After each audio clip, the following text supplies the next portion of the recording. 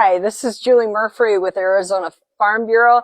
It's Friday, it's almost 10 o'clock, so that's Talk to a Farmer, Talk to a Rancher Friday. And we are up here in beautiful, or down actually, because it's south of where we're usually stationed, Patagonia, Arizona, lovely area. And I am standing next to retired Lieutenant General Jeffrey Buchanan, who is also one of 5 commissioners with the Game and Fish, Arizona Game and Fish. So that's one of the reasons why we're interviewing you. The other fun thing I want to highlight, Jeffrey, you told me to call you, but I keep wanting to say Lieutenant General Buchanan. That's fine. You were actually recommended to us by one of the area ranchers. Yeah, I think that was probably Bill Brake. Yeah. And Bill owns the Roastery Ranch over near Elgin. Awesome. He's a great friend and a great rancher. That's awesome. And a wonderful steward of wildlife. Wildlife. So. Yeah, and nearly all the ranchers I know feel the same way. But I wanted to give a little bit more on your background. You've been in the military, in the Army for 40 years? I was I was commissioned out of University of Arizona in 1982 and retired in 2019. So a little bit more than 37 years. 37 years. And I know sometimes we say that so lightly, but I truly do thank you for your service. It's still worth it. It is worth it. And for such a great country. And it's an amazing career that you've had. You've had 5 tours of duty, as they say. 4 in Iraq, and then 1 in Afghanistan. Sure. And then one of the other things I noticed about your background, talk a little bit about that, is you've been sent out after the devastation of like a hurricane. Yeah. Talk about that. Oh, we had 2017 was a big year. I led the military efforts in support of FEMA for Hurricane Harvey in Texas, then Hurricane Irma in Florida, and then went to Puerto Rico for Hurricane Maria. And in that one, I commanded, for example, a big task force, about 15,000 troops, 4 ships, 72 helicopters. So it was pretty cool. What was really neat about all of those missions is we're helping Americans. You know, we're helping our fellow countrymen and women, and that's something that it's a little bit more distant in the connection when you're overseas in a place like Iraq or Afghanistan. Right. And it also is a sobering remembrance that in Arizona, when we feel like we don't have the weather issues that some parts of the country do, that, you know, weather sweeps in, can be devastating. I'm thinking about what's already gone on in Texas and the Carolinas, even just this last fall. Yeah, it does impact a lot of people. And we think of hurricanes, but tornadoes are big earthquakes, tornadoes, like I said, wildfires. You know, one of my sons is a hotshot in the Forest Service, but towards the end of every fire season, usually August, September, a lot of those kids that are on hotshot crews are going back to school and everything. Right. Then they start, if the fires are still hot, then they need some extra help. And sometimes the military gets involved as well. So back in 2017 and 18, we did as well. And you have 3 children, 2 boys and 1 girl. One of your boys is in the military, correct? He is. Yeah, he's a lieutenant colonel now. Spent most of his time in the Ranger Regiment and 9 tours of combat. So, oh, wow. But a great dad and husband, 3 kids. Doing well. It's a generational thing. And some of the questions that we're going to ask is kind of going to resurrect a couple of other questions I might have for you on the military. But let's find out, what is the role of the commissioner? How many are there? Give me some of the details that we talked about even before we went live on Instagram. Sure. So there's 5 commissioners in the state. Every state is a little bit different, but in our state, we have probably, in many ways, we're the envy of the rest of the country because of our system and how it works. We have 5 commissioners. They have to come from a different county. So no more than 1 commissioner from any county. And that ensures a geographic spread. So yours is Santa Cruz. I'm Santa Cruz. Yeah. We have a commissioner from Santa Cruz, Maricopa, Pima, Yavapai, and Gila County. Okay. We're on for a 5-year term, but we get 1 new one every year. And to be eligible, aside from coming from a different county, that we have no more than 3 from any one political party, Currently, we have 3 Republicans, 1 Democrat, and a independent, who's me. One of the Republicans out of Yavapai County is leaving, and he'll get replaced by somebody else this winter. One thing that is different about our state, and I think our state's the only one that does this, is anybody who's eligible can apply. Then they go through a very specific screening process, and it's called a CARB, a Commission Appointment Review Board, where you have a bunch of wildlife conservation rancher professionals that interview these people, and then they screen them, and then they send only qualified candidates to the governor. So the governor gets to make the decision. They have to send at least 2, no more than 5 names to the governor.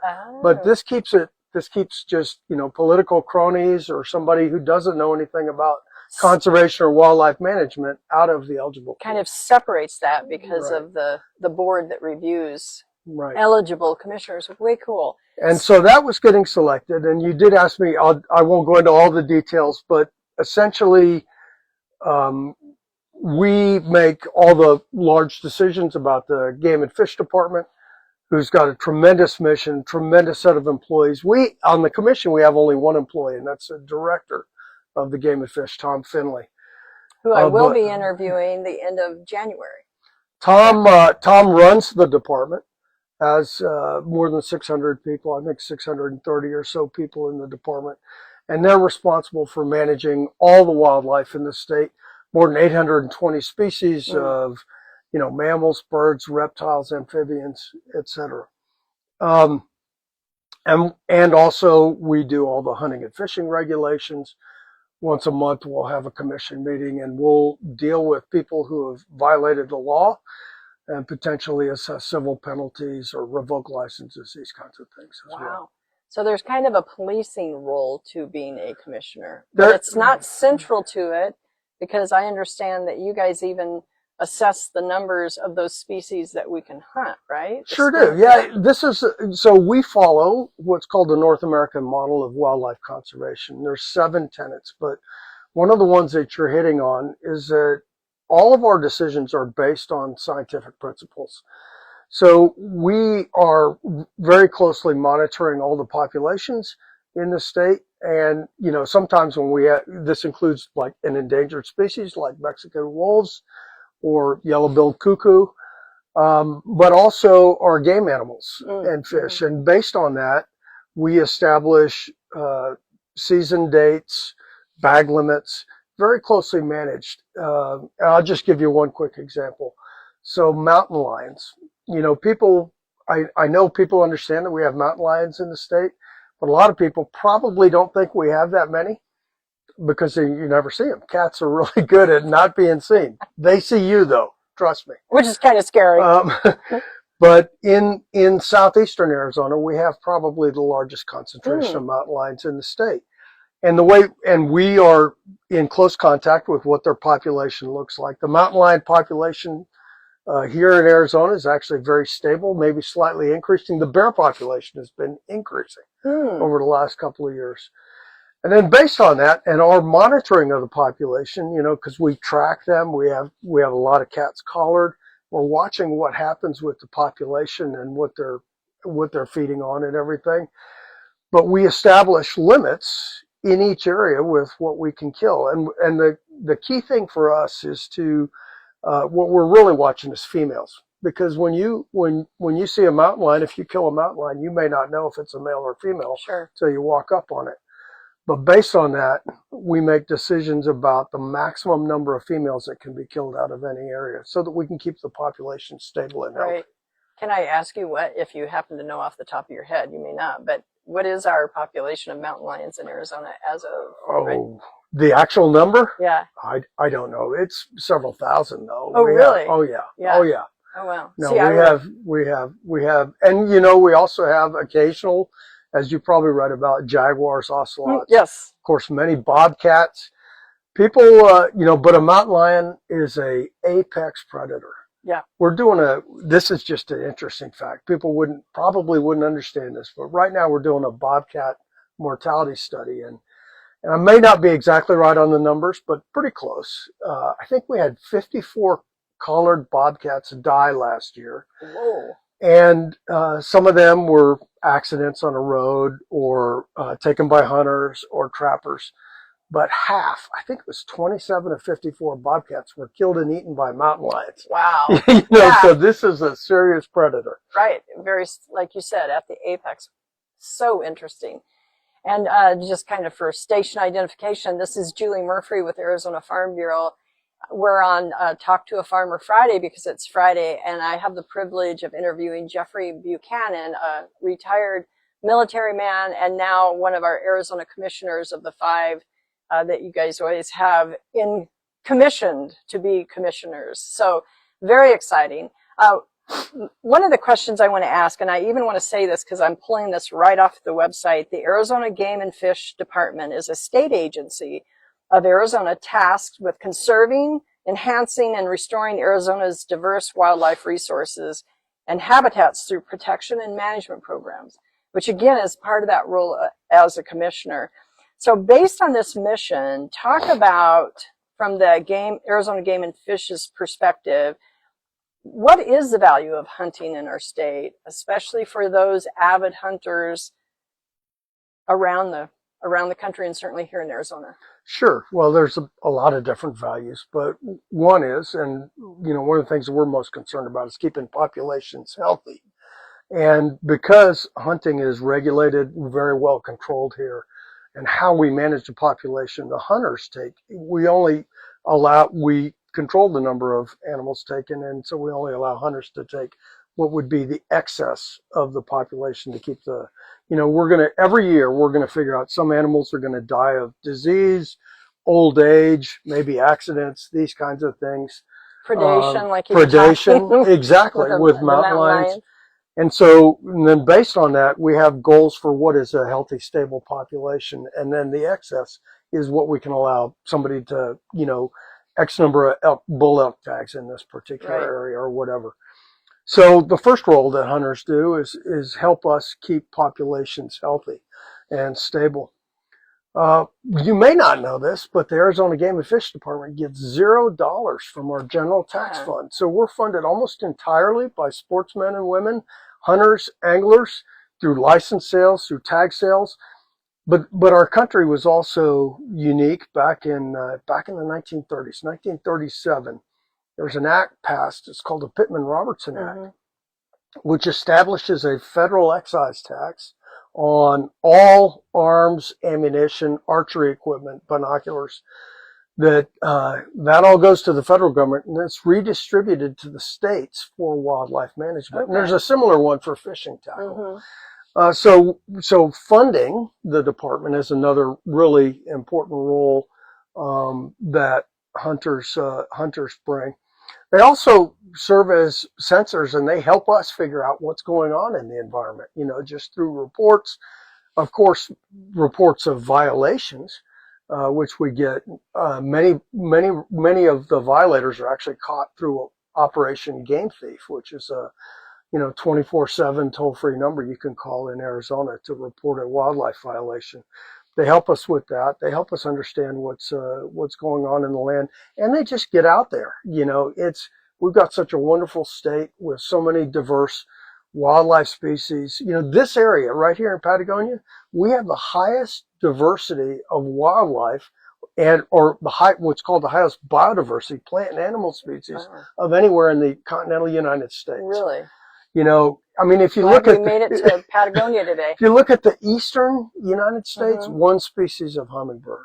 Here we have 14. Wow. So it's pretty amazing. Yeah, and in fact, this is kind of total recall right now because of what you were talking about, that hotline that other hunters that are abiding by the rules. A hunter friend of mine, they witnessed a violation and they called in, and Game and Fish was able to pursue it. Oh, yeah. So that's an important. Sure is. And the other thing I'm struck by is certainly with your commentary is that you think that the role of the hunter in order to preserve and to conserve and to take care of this amazing amount of diversity, even if you're just looking at Patagonia, is really important. It is. And it's, I mentioned 820 species. The vast majority of those we don't hunt or fish. but it's all that funding still comes from sportsmen. Now, or much of that funding still comes from sportsmen, either directly through license sales or I mentioned the taxes. We also do take donations. Like we have a great campaign called, which is about providing water to wildlife. And, we have, of course, our state is experiencing a many years long drought. Mm-hmm. Not this area particularly. We've got great summer rains. We had 14 inches this summer. Wow. So, but much of the state is experiencing a drought. And as you can imagine, if you get out there in the coastal wilderness, it's really tough on bighorn sheep with no water. So we do have water catchments, but they're dependent on rainfall. And if the rain isn't coming, we deliver water. Mm. Well, a lot of that, the funding for that, whether it's a truck or a helicopter, because some of these places are so remote you can't even drive a truck to, is provided by people sending in donations. Now, don't you also have an auction for the big game hunt? Not what we do have is we have what we call special big game tags. Okay. So there's 30 tags, and it's not an auction anymore. Oh, We decided this last year to eliminate the auction. I can explain that if you want. We do have raffles, and we raise some money through that. And so the raffles raise, for example, 3 tags per species, 3 elk tags, 3 white-tailed deer tags, 3 mule deer tags, 3 pronghorn, etc. Generally, those tags are given to the wildlife conservation organization, like the Arizona Antelope Foundation that focuses on pronghorns, or the Arizona Elk Society, or the Desert Bighorn Sheep Society. And then they can disperse of those tags using raffles or contests and these kinds of things. We did have an auction, and we decided this year to go away from it because of our opinion that it violates one of these tenets of the North American model of wildlife conservation. But we raise money through that. Mm-hmm. That money, by law, all goes directly back into helping that species. So cool. So what is your most important counsel to hunters in the state? In other words, if you have 2 minutes of airtime, and it's sort of kind of a big stage because we get a lot of views after the show on a big stage, and you want to get the most important information quickly to our hunters, what would you say? Well, first of all, be knowledgeable. Yeah. Understand what the laws and regulations are, but also the ethics. The ethics are the things that are important to follow for hunter safety and but it's not necessarily a written law. I'll just give you a quick example. This is one thing that's popular to hunt in this particular area is Mearns quail. But hunters shouldn't shoot more than 1 or 2 birds out of a covey. They're relatively small coveys, and if you hunt a covey to death, that's in fact what you're doing. So you shoot a bird or 2, and then you move on to another covey. Right. That's not something that's mandated by law, but that's ethic. So be knowledgeable and understand your limits. Right. I'll just give you a quick example. I'm a bow hunter. And I know that if I'm going to shoot an elk, my max range where I can be really confident I'm going to hit the vital area is about 50 yards. I don't shoot farther than that. Last year I had a big 7x7 bull at about 80 yards, but I didn't want to take a chance because I didn't want to wound it. Right. So you got to know what your limits are. For deer and javelina, my range is a lot shorter. Right. So know what your limits are, and then also to be safe. You need to share a plan with somebody if you're going to go hunting, so that if you're lost, somebody can come and find you. Take your phone, do something to have a plan so that you can be safe out there. Good point on the safety issue, because I've heard some stories where they're out in the middle of nowhere. They were tracking. They bagged whatever it was the hunt was, packed it out, and they barely made it back to the truck at the time because they were dehydrated. That's a safety issue that we all need to keep in mind. So there is a common thread of this whole hunting relationship with farming and ranching, and I would contend also with military, yourself being retired military, where hunting is really important to you. partly because of some of the things we've been talking about, the preserve and conserve, appreciating the land. A lot of the hunters I talk to, they love hunting more for the experience than even bagging the big one, Yeah. or that whatever, that starbuck or that trophy buck is probably what I should be saying. So I will say that we intentionally don't use the word trophy in our state. There you go. Okay. So what's the best word? Well, I actually pride myself in being able to provide the best possible source of organic protein for my family, to include my kids and my grandkids. So to me, it's mostly about meat. Yeah. And with the hunters I know, it's all about meat as well. Right. Yeah. They have an extra freezer just for that. And they feel like if they don't get a tag that year or something else, they've got to work harder the next year. But I will, let me poke at what you were getting towards a little bit about the overlap between ranchers, farmers, landowners, and hunters. I think that landowners probably understand what's happening on that land and that terrain better than anybody else. And I'm not talking just about land that's deeded to them. If it's permitted land that they have cattle on, National Forest or BLM or state trust land, they understand what's happening there. And they can be our absolute best stewards of the environment. And there's a lot of overlap because generally speaking, what's good for cattle is good for wildlife as well. And we in the department have a lot of programs that we can help ranchers, with establishing water holes. Just for example, if it's good access for cows and it's good access for elk, that's a good thing from our perspective. We work together on things like making wildlife friendly fencing. You may not know this, but pronghorns generally speaking, won't jump over a fence. Oh, really? They crawl under a fence. Okay. So in pronghorn country, we advocate for having the bottom wire of a fence be unbarbed, and we like to see it 18 inches off the ground so that pronghorns can go right through it.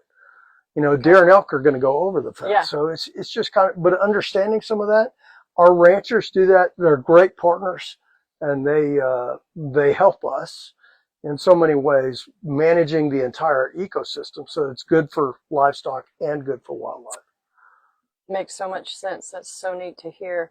So we're out here in your little, I don't know, did you call it a little ranchita? And Joel, why don't you do like a circle around so people can see? You've got some horses, but talk a little bit about the wildlife that you kind of get exposed to even here in your little nick of the world.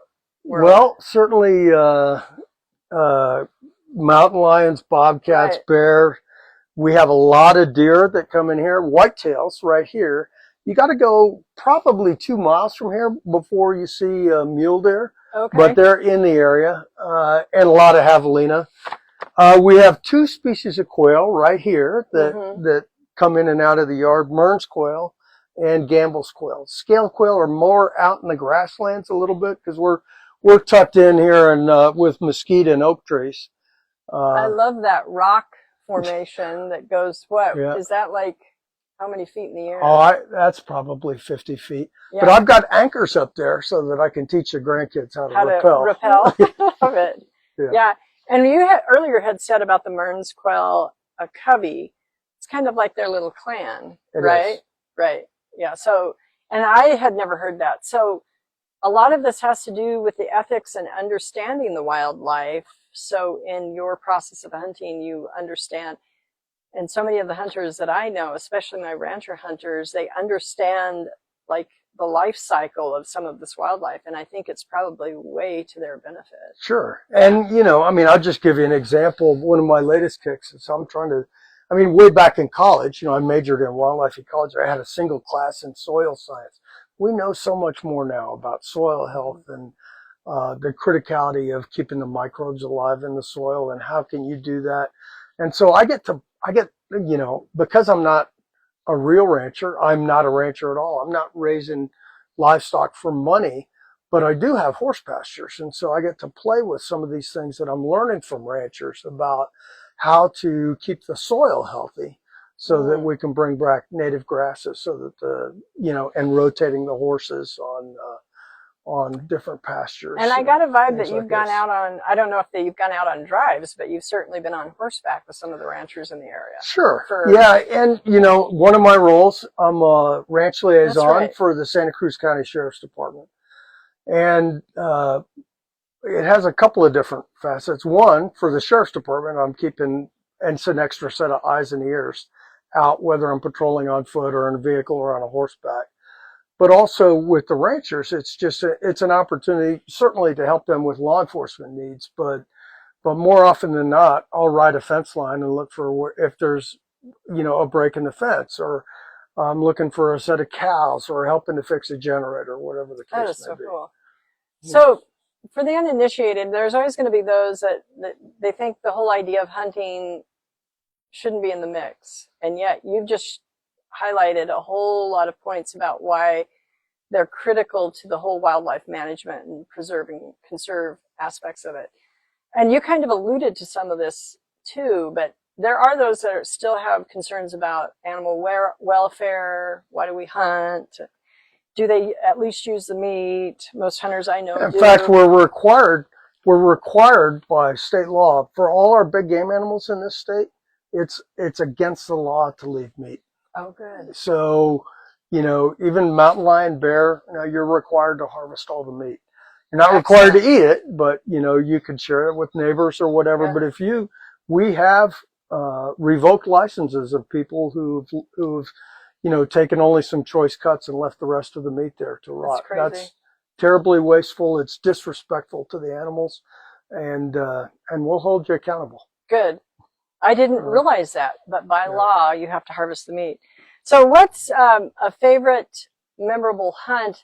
I've asked that of a couple of my hunter friends, and they've all said, well, I don't know if I can just cite one hunt, because every experience has been so. I'll tell you the type, I do hunt. I'm a bow hunter, but I also hunt birds, quail and ducks, and doves once in a while. But my two favorite hunts are spring turkey hunting and fall elk hunting. Okay. And part of the reason is because that's during their breeding season. So you're interacting with the animal and trying to call a bull elk in or a tom turkey in the springtime.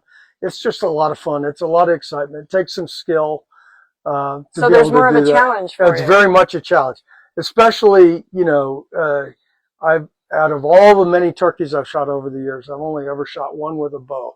And so that is really, to me, that was kind of the epitome of skill required. So, and then on that same note, what makes a good hunter? Well, I think I talked about being knowledgeable and being safe, I think is really important. But I think also being respectful. And the being respectful is not, it has several different facets. Mm-hmm. So one is to be respectful of other hunters and understand, okay, this may be the area I wanted to hunt, but if somebody's there, I'm going to move off somewhere else. Being respectful of our laws. We don't allow trail cameras. We don't allow baiting.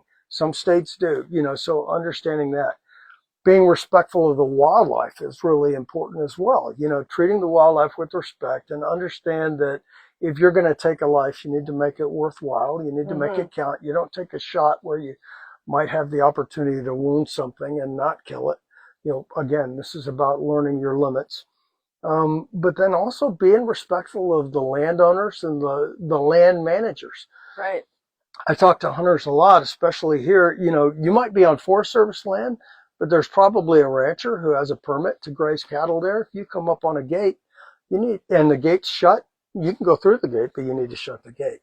Or if the gate's open, unless it has a please close the gate sign, you want to leave the gate open, because that rancher may be trying to move cows from one area to another. So being respectful of our ranchers and our landowners is really important as well. One final question I just thought of: if there's a myth to dispel about the Arizona Game and Fish, if there's always something that you feel like you're kind of clarifying people's understanding and knowledge of, what would that be? Just one. Just, well, Yeah. several. If you want to answer more than one, you have full permission. I think the biggest myth, most people don't understand that we don't operate on general tax fund. Yeah. I think people don't understand that we're funded primarily by hunters and anglers. We do get other funds and we do take donations. We get money from donations. I mentioned the Send Water program just as an example. So that is a big one. The other one is that the Arizona Game and Fish Department is absolutely chock full of incredible employees. A number of them are law enforcement officers or game wardens or game rangers. They all have to have a bachelor's degree in something to do with wildlife conservation or management. Then they go through law enforcement training. So that's that part. But the department is really wide. We have 7 or 8 hatcheries through the state where we're providing trout, for anglers and also warm water species, bass, etc. But we have 2 native species of trout in this state, Apache trout and Gila trout. Just this last year, the Apache trout had been listed as an endangered species. Just this last year, it was lifted because of more than 50 years of work between our department, the White Mountain Apache tribe, the Fish and Wildlife Service, the Forest Service, all working together to save this fish. And now we have fishable species in streams in the White Mountains. On the Apache trout. On the Apache trout. Which we don't think about when an effort like that is made to be able to delist someone from the endangered species. That's right.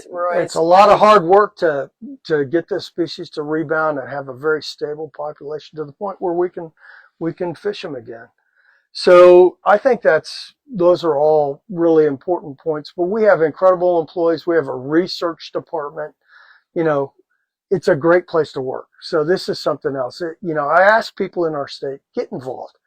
And even if you're involved outside and you're, let's say, a birder, we call that non-consumptive. Okay, you may be a bird watcher, not a bird hunter. Well, please stay involved. Help us know what's going on. Get involved with the department. Volunteer, and you can help us do a better job managing wildlife. And I'm sure there's more youth programs that you have, but one that I recall, because Arizona Farm Bureau helped with that, one time they asked us to bring out a couple of our booths. Don't you have a young anglers we do. Educational program? Yeah, and we have a lot of community fishing waters throughout the state, but many of them in both Maricopa and Pima County. And the point is to get people who may not get a chance to go out and away fishing, but we bring the fish to them. That's awesome. And then we allow them to fish there. I said that was my last question, but I just thought of something. You and your wife have the same degree. Both from U of A? Both from U of A. So I'm thinking, is that where you guys met? It is, yeah. Oh, I love it. So she's always had a heart and passion and understanding of ecology and wildlife. Oh, yeah. And in fact, we were in a lot of classes together. She worked, when I was a lieutenant in the infantry in the 82nd Airborne Division at what was then Fort Bragg, North Carolina, she was a wildlife biologist. Oh, okay. So she worked there as well. And then we started having kids and she wanted to stay at home, which was great. But everywhere we would go, she would volunteer and help. This place she was the bat lady. In that place she was the bluebird lady. I love it. Whatever. Well, and so it's proof of the pudding that this whole ecology, wildlife appreciation is woven into the Buchanan family. And once again, thank you for your service, Lieutenant General Jeffrey Buchanan. I just had to say that, but I know I really treasure having gotten to meet you and see your ranchita and learn more about wildlife and what the Game and Fish does. Yeah, thanks. I Thank appreciate you. it. Thanks for all you do to get the word out. We try. Thank you, everybody.